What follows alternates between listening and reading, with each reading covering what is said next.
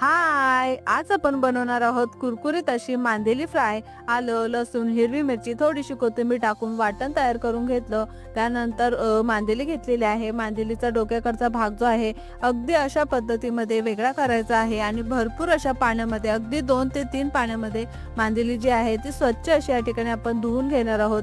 त्यानंतर त्यामध्ये आपल्याला लिंबाचा रस, चवीनुसार मीठ टाकायचं आहे, तयार केलेलं वाटण, मालवणी मसाला, गरम मसाला, हळद पावडर, त्यानंतर कोकम सुद्धा या ठिकाणी आपण वापरलेला आहे. त्यानंतर 20 मिनिटासाठी मच्छी जी आहे, मांदेली जी आहे ते आपल्याला मॅरिनेट करून घ्यायची आहे. तव्यामध्ये तेल गरम करून घेतलेलं आहे आणि त्यामध्ये एक एक करून मांदेली जी आहे ती छान अशी कुरकुरीत जी आहे ते आपल्याला फ्राय करून घ्यायची आहे.